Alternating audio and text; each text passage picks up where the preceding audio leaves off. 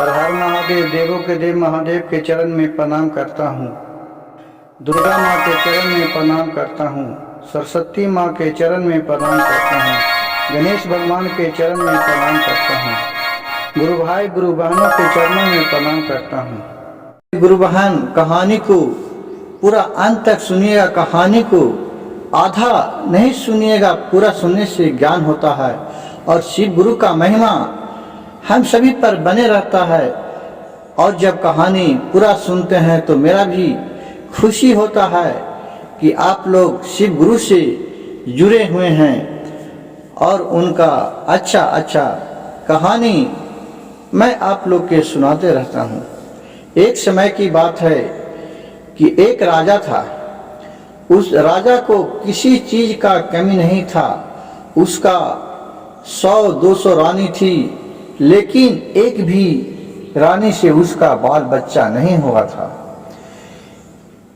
और दिन प्रतिदिन उनका शरीर भी थकते जा रहा था। बहुत सा वो अपने राज्य में वैद्य एका पर एक था। सब वैद्य से, डॉक्टर से, जहां तक उनको नजर गया, बुद्धि लगा, वहां तक सबसे दिखाए अपने रानी को कि कम से कम एक संतान मेरे राज चलाने के लिए हो जाए। जो भी बोले कि वहाँ बाबा अच्छा देखते हैं, बाबा के पास देखा है। उन्होंने अपनी तरह से सारी प्रक्रिया वो कर चुके थे, लेकिन उनको संतान एक भी नहीं हुआ। अब उसका भी धीरे धीरे शरीर, राजा का बुढ़ापा होते जा रहा था, थक जा रहा था। अब दिन प्रतिदिन अपने किसी बाल बच्चे को नहीं होने के चिंतित में वो परेशान रहते थे। एक दिन के बात हुआ कि वो अपने राज्य में एक आम नागरिक की तरह घूमते घूमते देख रहे थे कि मेरे राज्य में प्रजा लोग कैसे रह रहे हैं। तो एक जगह देख रहे हैं कि एक अबला बेचारी बुढ़ी माँ थी, जो एक मंदिर में शिव चर्चा कह रही थी। उसे यह सुनने लगे ध्यान पूर्वक। वृद्ध महिला थी। वो मंदिर में बैठकर शिव गुरु से शिव चर्चा कर रहे थे कि जो निसंतान है, जिसका पुत्र नहीं है, बांझ है, गरीब है, बहुत तरह का कष्ट है, वो सभी जगह से थक चुका है। जब उस पर महादेव की कृपा आता है, तुझे सब दुख से मुक्ति मिल जाता है। और जो उनके शरण में आ जाते हैं, उनको महादेव सब तरह से पूर्ण करते हैं। जब ये सब वृद्ध महिला बोल रही थी तो राजा चुपचाप बैठ के सुन रहा था और सोच रहा था कि इनसे मैं अभी बात नहीं करूंगा, क्योंकि अभी कुछ बोल देते हैं तो इनका ध्यान में विघ्न हो जाएगा। इसलिए जब पूरा इनका कहानी हो जाएगा समाप्त, तब इस महिला से मैं प्रश्न करूंगा। इस तरह राजा एक किनारे में बैठ के और वृद्ध महिला की सब कहानी सुन रहा था। जब पूजा पाठ पूरा करके, कहानी सुना के जब वो महिला वहां से जाने लगे, तब राजा उनसे पूछे। राजा बोले उस वृद्ध महिला से कि माता, जब आप शिव गुरु के पूजा कर रहे थे, जब उनसे आप चर्चा कर रहे थे, तो मैं सभी कहानी इस जगह बैठ के सुना। माता, आपसे हमें नर्म निवेदन है कि मैं महादेव के बारे में कुछ भी नहीं जानता हूँ। आप कृपया करके मुझे बताइए और मुझे आशीर्वाद दीजिए कि महादेव की कृपा से मेरा एक भी बाल बच्चा नहीं है, कम से कम बाल बच्चा मेरा होवे, जिससे मेरा घर में खुशी होवे, घर आंगन सुखमय हो, अच्छा अच्छा तरी बाल बच्चे खेलने लगे। मैं एक राजा हूँ, लेकिन मेरे पास एक बाल बच्चे नहीं रहने के कारण मेरे सब राजपाट बेकार है। इस राजा का उत्तरदायित्व भी कौन होगा, ये भी मेरे मालूम नहीं है। कम से कम शिव गुरु के महिमा से मेरे बाल बच्चे हो, आप कम से कम इतना दुआ दीजिए। इसके लिए मैं क्या करूं, जिसके बारे में आप माँ मुझे बताइए। माता, आपने बताया कि महादेव को दया मांगने से महादेव सब कुछ पूर्ण करते हैं।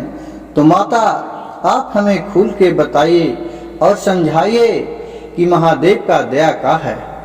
तो वृद्ध महिला ने राजा से बोली कि राजन, महादेव की दया वो है कि जो मन में ही सुमरन करने से आपको जो अंदर का आत्मा से जो आवाज निकलता है वो महादेव के आत्मा तक स्पर्श हो जाता है और वो आपको वाणी को सुनते हैं और आपको इच्छाओं को सुनकर जो वो पूर्ण करते हैं, वही महादेव का दया कहते हैं।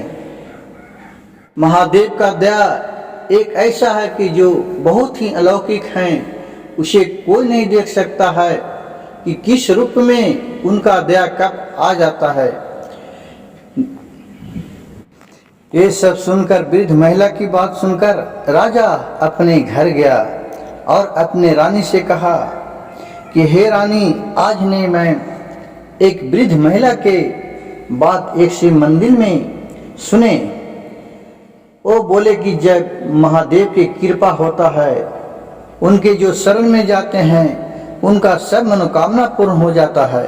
हम लोग सब तरह से सभी जगह से थक चुके हैं, दावा दारू करवा चुके हैं, ओझा गुनी सब कुछ करवा चुके हैं, लेकिन एक भी संतान का प्राप्ति नहीं हुआ है।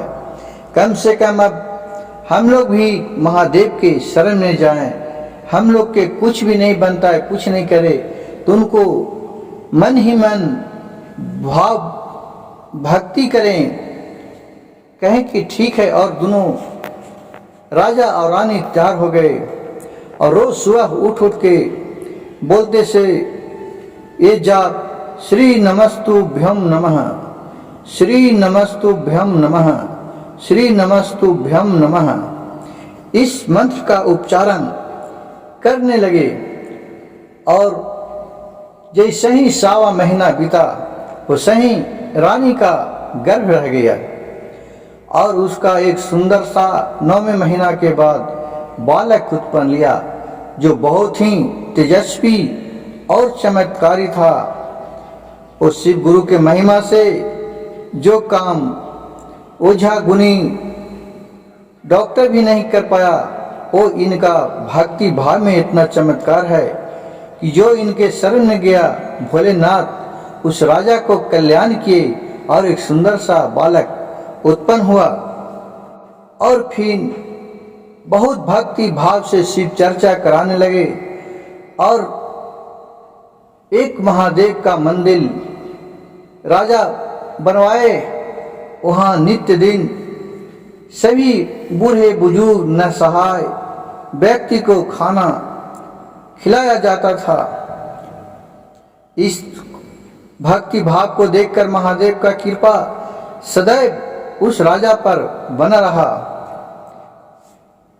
मेरे चैनल शिव भक्त सविता को सब्सक्राइब कीजिए, लाइक कीजिए और शेयर कीजिए। हर हर महादेव, घर घर महादेव।